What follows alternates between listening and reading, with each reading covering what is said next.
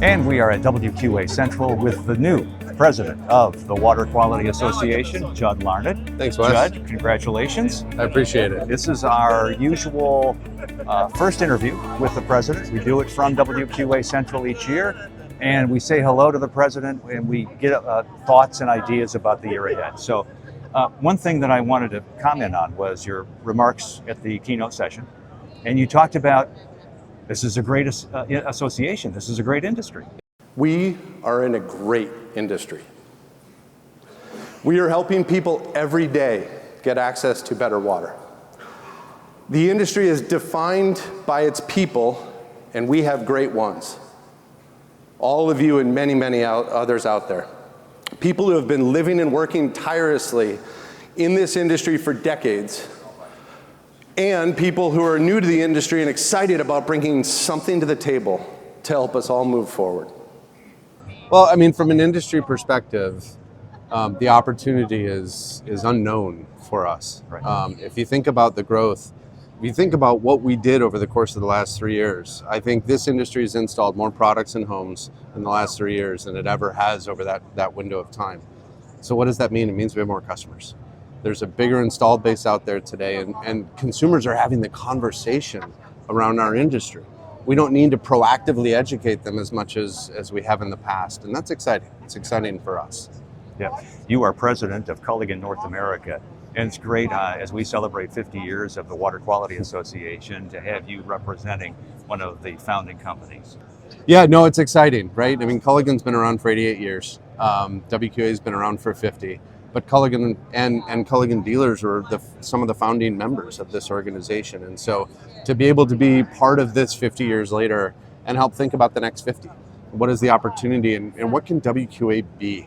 And how can we think about supporting our broader member base? So I'm just excited. I'm excited to have the opportunity. And that's kind of woven into the next iteration of the 3-year strategic plan, is it not? No, it is. 3 years ago, we developed a strategic plan, working with Polly and the executive team, and I think that the organization has done a really nice job executing against it, but we've got to be thinking about what's next. And so one of the things we've started talking about is what is our value proposition, right? What does WQA mean to its member base? Right. And then how can we invest and prioritize those things that are the most important? So I think what we'll see with the next strategic plan is starting to articulate that in a way that is exciting for the member base, but also can be something we can talk to the industry about. We can talk to affiliates, we can talk to Washington, D.C. about who we are as an industry and where we're going. You also, going back to the keynote session, had a bit of a challenge for the members. This year, we're kicking off a new strategic planning phase. The last 3 years, I believe, has been a tremendous success. We put together a strategic plan. WQA has delivered against it, I believe, very, very well. But there's more to do. And I look forward to working with Polly and the executive team over the coming year to help shape the next 3 years for WQA as we continue on the journey. And I'm excited to work with all of you to support WQA in making it happen. We have the opportunity to support and control our destiny as an industry. And I would ask you to get involved. Voice your opinion. Volunteer on a committee. Help WQA continue to be the benchmark association for other industries to admire. The more we get involved collectively, the stronger WQA is. Full stop.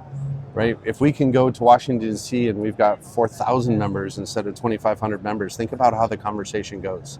Think about who we represent as an organization and the power that can create. And the reality is, legislation has the opportunity to either be an accelerant for this industry, or it can be something that can get in our way. And so, again, my ask, get involved, be involved, volunteer. Think about your teams and how they can get involved in WQA and support this great organization.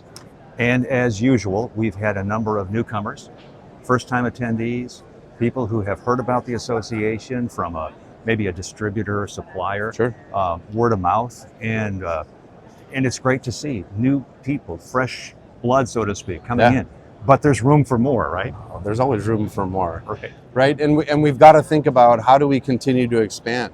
Water treatment is a broad topic. It's a broad industry. And the more we can get aligned on what we're trying to accomplish, right? And what we're trying to accomplish is getting better water for consumers. Yeah. That's what it's all about. Right. And the more folks that touch water can get closer to WQA and have one aligned voice and message, the better. Let me ask you to put your kind of economic forecasting hat on for a second. Yeah. We've been talking for the last couple of years about what does the economic landscape look like. Yeah. We still don't really know in a way, but what do you see? It's unknown. If I knew. Right.